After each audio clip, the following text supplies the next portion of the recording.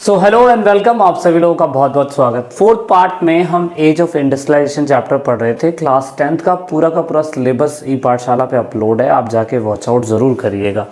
दोस्तों, हम इसमें बात करने की कोशिश कर रहे थे कि ईपी फैमिली पे अगर नोट चाहिए तो आपको मिल जाते हैं, कोई दिक्कत वाली बात नहीं है। किसी प्रकार की क्वेरी करनी है तो आप ई पाठशाला को ज़रूर करने की कोशिश करें। हम इसमें बात करने जा रहे हैं कि जैसे हमने पिछली क्लास में बात करी थी कि किस तरीके से इंडस्ट्री आई थी भारत के अंदर। जैसे कि हमने देखा कि शुरुआती समय में कॉटन क्लोथ्स भारत से बाहर जाता था इंग्लैंड में, और इंग्लैंड से कपड़ा बन के फिर वो भारत के हिस्सों में या यूरोप की मार्केट में बिकता था। लेकिन 1850 के बाद भारत के अंदर धीरे धीरे करके इंडस्ट्रीज़ लगनी चालू हुई। ये इंडस्ट्रीज़ ब्रिटेन के लोगों ने लगाई थी और 1857 के बाद तो पूरी तरीके से ब्रिटेन का कब्जा हो चुका था। और उन्होंने किस तरीके से भारत के जो व्यापारी ग्रुप थे उनकी मैं कह सकता हूँ कि पावर्स को ख़त्म करना चालू कर दिया। दूसरा एक यहाँ पे आप कहोगे कि फैक्ट्रीज़ भारत के अंदर शुरुआती समय पे अंग्रेज़ों के आने से पहले भी थी, तो वो कैसे आई, क्या हुआ, वो हम समझेंगे।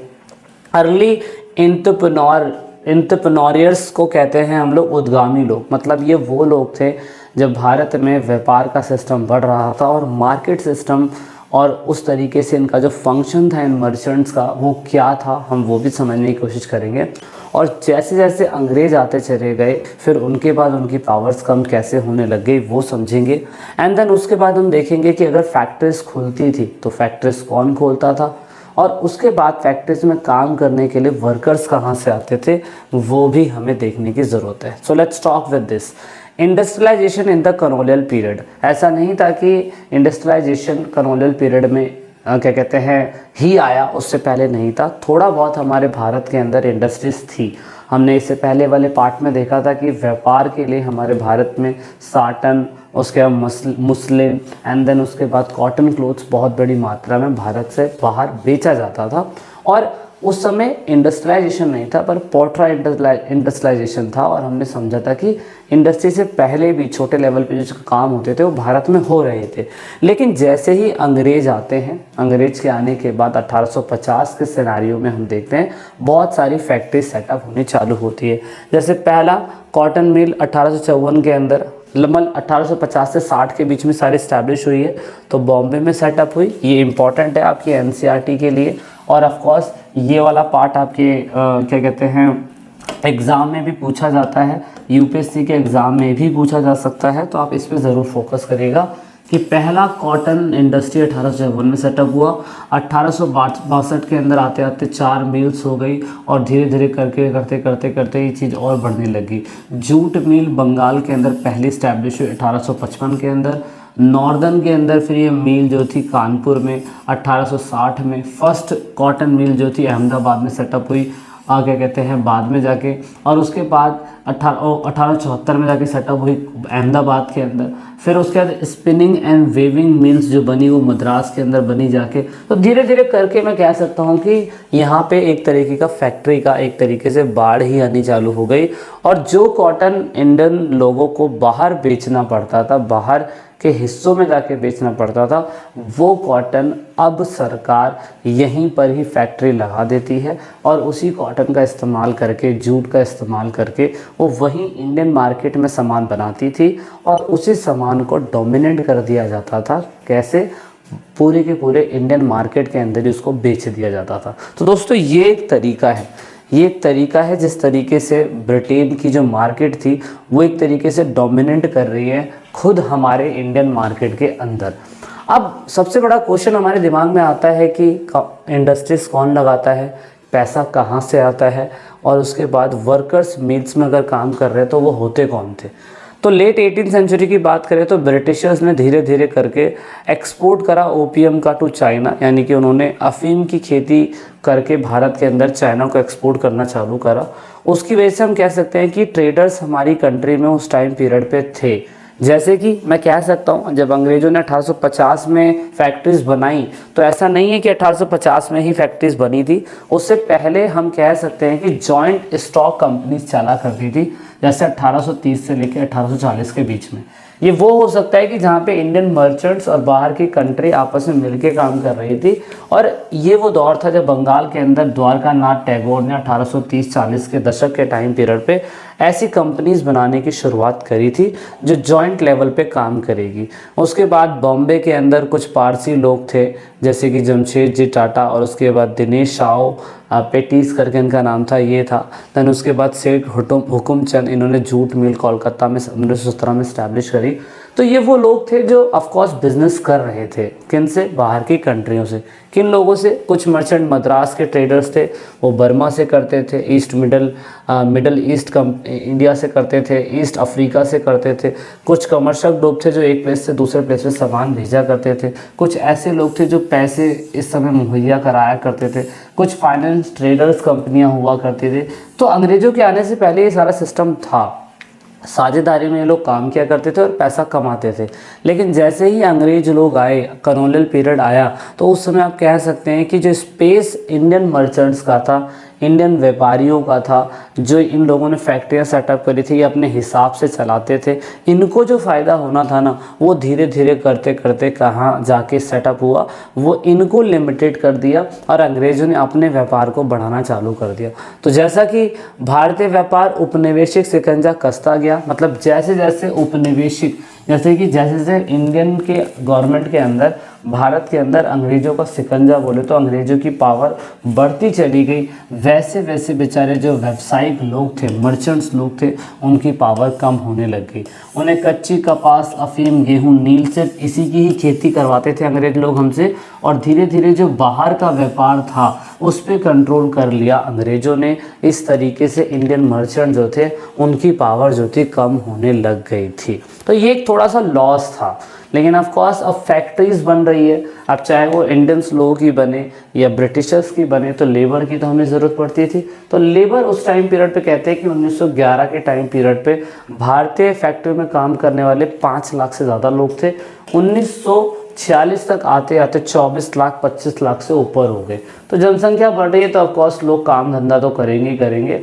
तो ये कुछ जॉबर्स की शक्ल होती थी, आप देख सकते हैं एनसीईआरटी में दी हुई है। हालांकि एग्जैक्टली यही नहीं हो सकती, कुछ और भी हो सकती है ना। लेकिन आपको मैं बता दूं कि अधिकांश जो लेबर होती है वो श्रमिक होती है। काम की तलाश में बेचारे गाँव से शहरों की तरफ में आते हैं और ज़्यादातर मिल मजदूरी, कॉटन मजदूरी या जूट की मिल के अंदर ये लोग काम किया करते थे। इनकी लाइफ आप देख सकते हो, उस समय जॉब्स ढूंढने के लिए, जॉब देने के लिए भी जॉबर्स हुआ करते थे। ये देखा करते थे कि जैसे ऐसे होता है ना, आजकल जॉब की अगर ज़रूरत है तो आपको इश्तिहार कहीं मिल जाता है तो आप वहाँ पे अप्लाई कर देते थे। लेकिन किसी मिल के अंदर किसी की रिक्वायरमेंट है तो उस समय एडवर्टाइजमेंट नहीं होता था। ये जॉबर्स टाइप लोग होते थे जो न्यू लोगों को रिक्रूट किया करते थे। इनका काम होता था कि मिल के अंदर अगर किसी मज़दूरों को लगवाना है तो ये जॉबर्स टाइप लोग होते थे। चाहे वो, मैं कह सकता हूँ कि चाहे वो अंग्रेज़ों की फैक्ट्री में हो, चाहे वो इंडियन फैक्ट्री में हो, तो उस टाइम पीरियड पे ये लोग काम किया करते थे। लेकिन मैं आपको बता दूं कि इंडस्ट्रियल ग्रोथ पर्टिकुलर इलाकों में हुआ। छोटे जो स्मॉल स्केल इंडस्ट्रीज थी उनके साथ क्या हुआ, और मार्केट के अंदर सामान बेचने का तरीका इन्होंने क्या अडॉप्ट करा। जैसे जैसे मैं कह सकता हूँ इंडस्ट्रियल ग्रोथ हुआ तो आप देखोगे कि अंग्रेज़ों ने उन्हीं चीज़ों को उगाना चालू करा जिससे उन्हें प्रॉफिट मिल सकता है। जैसे इंडिगो हो गया, जूट हो गया, और उसके बाद माइनिंग जैसी कॉफ़ी प्लांटेशन और कॉटन वाली चीज़ें, ऐसी चीज़ों पे ही सरकार ने, इंडियन गवर्नमेंट ने, ब्रिटिश गवर्नमेंट ने इंडिया के अंदर फोकस करा। कारण सिंपल सा है, बाहर की मार्केट के अंदर इसे बेच के काफ़ी अच्छा फ़ायदा हो सकता है। इसीलिए इंडस्ट्रियल ग्रोथ में सेलेक्टेड टी, कॉफ़ी, उसके बाद जूट, इंडिगो, माइनिंग, इन चीज़ों के ऊपर, कॉटन, इन चीज़ों के ऊपर ही ब्रिटिश ईस्ट इंडिया कंपनी ने फोकस करा। और इसीलिए सेलेक्टेड जगहों पे ही हम कह सकते हैं कि इंडियन बिजनेसमैन भी इन्हीं मार्केट के अंदर घुस पाए और उसके बाद उन्होंने ही इन चीज़ों के ऊपर ही फोकस कर पाए वो लोग। कारण सिंपल सा था, बाहर की मार्केट में इसको बेचा जा सकता था। एक दौर था जिस दौर के टाइम पीरियड पे आप देख सकते हो अहमदाबाद में एक मिल में कताई करने वाली मजदूर औरतें हैं। कारण क्या था, देखो एक समय था कि कपड़ा बहुत कम मात्रा में भारतीयों का बनता था और बाहर की मार्केट में बिकने के लिए जाता था। बिकने के लिए जब बाहर की मार्केट में जा रहा है तो आप नोटिस करेंगे कि कपड़ा इंडस्ट्री ना होने की वजह से बहुत लंबा समय लेता था बनने के लिए, फिर भी मार्केट में क्लोथ्स बिकता था। लेकिन अंग्रेज़ों को बाद में समझ में आया कि हम इन लोगों से कॉटन तो ले रहे हैं, पर हम कॉटन की जगह इन लोगों से थ्रेड बनवा के लें। अगर हम थ्रेड बनवा के लेंगे यानी कि धागा बनवा के लेंगे तो इनसे कपड़ा बनाना बहुत आसान हो जाएगा। तो फिर इन लोगों ने, अंग्रेज़ों ने यही करना चालू कर दिया। तो ऐसे करते करते करते करते करते अंग्रेज़ों को फ़ायदा काफ़ी हुआ और ऑफ कोर्स उनका खुद का ब्रिटेन से बना हुआ क्लोथ्स, मर्चेंट से बना हुआ क्लोथ्स, मैनचेस्टर से बना हुआ क्लोथ्स भारत के अंदर आना चालू हो गया। एक दौर था जब ईस्ट इंडिया कंपनी की कमर तोड़ने के लिए गांधी जी ने चरखा चलाया और ऑफ कोर्स ये बताया कि हम उनके क्लोथ्स नहीं पहनेंगे और हमने उनके क्लोथ्स को बाइकआउट करने की शुरुआत करी। ये वो दौर भी आया था 1921 के टाइम पीरियड में, जिस टाइम पीरियड पे हमने ब्रिटेन के क्लोथ्स को जलाना चालू कर दिया था और हमने अपने खुद के ही खादी क्लोथ्स को बनाया। लेकिन दोस्तों वर्ल्ड वॉर फर्स्ट के टाइम पीरियड पे आप कह सकते हैं कि ब्रिटेन के जो लोग थे वो काफ़ी हद तक बिजी हो गए थे अपने वॉर में और हम लोगों को मौका मिल गया था, हमारी इंडियन फैक्ट्री को मौका मिल गया था कि हम उनसे रिलेटेड बूट्स, हॉर्स, उसके बाद क्या कहते हैं टेंट, चमड़े से बने हुए जूते, जूट से बने हुए बैग, वर्दी, इनकी चीज़ें इंडियन मार्केट जो था वो बनाने लग गया था। तो इससे काफ़ी हद तक फ़ायदा हो गया था। ब्रिटेन के लोग जो थे वो अपनी इंडस्ट्री के अंदर उस समय बिजी इसलिए हो गए थे क्योंकि वॉर में वो लोग इंगेज हो गए थे। तो दोबारा ब्रिटेन की मार्केट ने कोशिश करा कि हम दोबारा से क्या कहते हैं भारत की मार्केट पे कैप्चर करेंगे, लेकिन वो नहीं कर पाए। कारण ये था कि 1915 के बाद गांधी जी की एंट्री हो चुकी थी और गांधी जी देश में नेशनलिज्म का मूवमेंट लेके आ रहे थे। इसीलिए ब्रिटेन की मार्केट इंडियन क्या कहते हैं फैक्ट्रीज़ को सही तरीके से चला नहीं पाई और इंडियन क्लोथ्स के ऊपर उनका सही तरीके से शिकंजा नहीं बन पाया। इसीलिए मैं कह सकता हूँ ऐसा हुआ। लेकिन अगर हम 1850 से लेके लास्ट 1915 की बात करें तो इस टाइम पीरियड पे जो भी इंडस्ट्रीज चल रही होगी, चाहे वो कॉटन की हो, चाहे वो टी की हो, चाहे वो प्लांटेशन क्रॉप्स की हो, चाहे वो जूट हो, कुछ भी हो सकता है ना दोस्तों, कुछ भी हो सकता है। ये जो भी चीज़ें हो रही होगी उसमें अंग्रेज़ों को ज़्यादा फ़ायदा हुआ। लेकिन जो स्मॉल स्केल के लेबर थे, जो घरों में काम करने वाले व्यूवर्स थे, जो बुनकर थे, वह छोटे लेवल पे काम करने वाले मज़दूर थे, उनकी लाइफ काफ़ी हद तक इम्पैक्ट हुई। लेकिन कुछ लोग कहते हैं कि जो हाथ से बने हुआ काम होता था इंडियन लोगों का, वो इतना महीन और इतना इम्पॉर्टेंट होता था कि जो मशीनें नहीं बना सकती थी। तो ऐसा कह सकते हैं कि बनारसी क्लोथ्स एक एग्जांपल है कि बनारसी क्लोथ्स, बनारसी साड़ियाँ ऐसी थी जो मशीनों में नहीं बनाई जा सकती थी।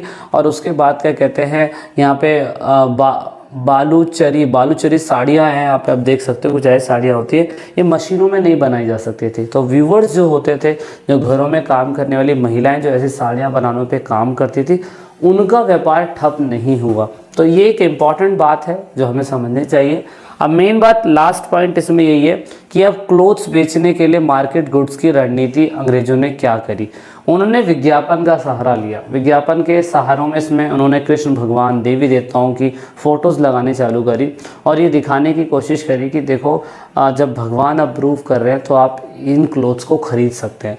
इवन मैं कह सकता हूँ कि ज़्यादातर क्लोथ्स जो मर्चेंट मैनचेस्टर के अंदर बनते थे या मैनचेस्टर की कंपनी जो भारत में आके क्लोथ्स बना रही है, ब्रिटेन के क्लोथ्स, वो क्लोथ्स कहीं ना कहीं भारत की मार्केट में जब बिकते थे तो ये दिखाने की कोशिश करी जाती थी कि अगर मेड इन मैनचेस्टर लिखा हुआ है, जैसे होता है ना made in China, made in India, made in Japan, जैसे लिखा होता है, तो मेड इन मैनचेस्टर लिखा होता था तो लोगों के लिए ख़रीदना बहुत आसान हो जाता था क्योंकि एक तो सस्ता होता था और लोगों को ये उम्मीद होता था कि किस तरीके से ये ब्रिटेन का क्लोथ्स है, तो अपने आप को हाई फाई महसूस कराते थे वो लोग। जैसे आज की डेट में होता है ना, हम लोग अरमानी, गुची या जॉर्डन के जूते हैं, तो ऐसा होता है ना, तो उससे हमें एक प्रूफ लगता है कि यार हम महंगे क्लोथ्स पहन रहे हैं। तो उस समय भी कुछ ऐसा ही होता था। जानबूझ के ये लोग कृष्णा सरस्वती की चीज़ों को अपने इमेजेस पे लगाते थे, कैलेंडर पे लगाते थे, साबुन की टिकिया पे लगाते थे, सोप पे लगाते थे।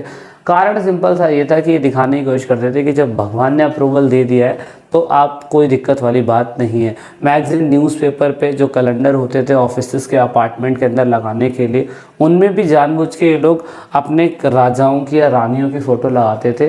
वो ये दिखाने की कोशिश करते थे कि जब तुम्हारे राजा इन प्रोडक्ट का इस्तेमाल कर रहे हैं तो आप क्यों नहीं इस्तेमाल कर रहे। जैसे एग्जांपल के लिए लक्स साबुन की बात अगर हम लोग करें तो लक्स साबुन ऐश्वर्या राय लगाती है तो ऑफकोर्स सभी उसका इस्तेमाल कर रहे हैं।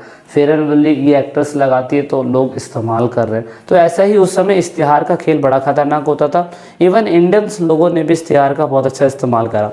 वो कहते हैं कि भारत माता जो है वो कहीं ना कहीं इंडिया के बने हुए क्लोथ्स जो है उनका इस्तेमाल आप लोग करें। इससे हमें समझ में आया है कि यहाँ पे स्वदेशी मूवमेंट जो है वो भी कहीं ना कहीं इफेक्ट कर रहा था। भारतीय मिल में बना हुआ कपड़ा जो है ये पिक्चर दिखाने की कोशिश करी कि सिर्फ इंडियंस लोग उन्हें ही खरीदे। तो इश्तिहार का बड़ा खेल था। In end of the chapter अगर हम देखें तो कहीं ना कहीं उद्योग ने भारत की फैक्ट्रियों को, इवन क्या कहते हैं बड़े बड़े इंडस्ट्रियल लोगों को और उसके बाद बड़े बड़े व्यापारियों को इम्पैक्ट करा। छोटे लेवल पे भी लोगों को इम्पैक्ट करा। लेकिन ऑफ कोर्स मैं कह सकता हूँ कि जो अपने काम में इम्पोर्टेंट था, जिनका जो फैक्ट्रीज क्रिएट नहीं कर सकती थी, उनका सामान बिकता रहता था। तो यही है लास्ट में अगर हम देखें, जाहिर है कि उद्योग के युग में बड़े बड़े प्रौद्योगिकी बदलाव आए। इंडस्ट्रियल रेवोल्यूशन के टाइम पीरियड पे बड़े बड़े बदलाव आए। फैक्ट्री का उदय हुआ और नई औद्योगिक श्रमिक बल अस्तित्व में आई है। लेकिन जैसे ही आपने देखा कि इस युग में हाथ से बनाने वाली चीज़ें और छोटे पैमाने का उत्पादन भी औद्योगिक भूदृश्य का एक महत्वपूर्ण हिस्सा बना रहा। बिल्कुल सही है, लेकिन छोटे लेवल की चीज़ें भी बहुत इंपॉर्टेंट होती है। सो दोस्तों this is all about in this chapter and I hope आपको चीज़ें समझ में आएगी एज ऑफ इंडस्ट्रियल रेवोल्यूशन के बारे में। और NCERT के अंदर इतना ही था। जब तक के लिए मिलते हैं नेक्स्ट पार्ट में। This is it in this video. जय हिंद, जय भारत, वंदे मातरम।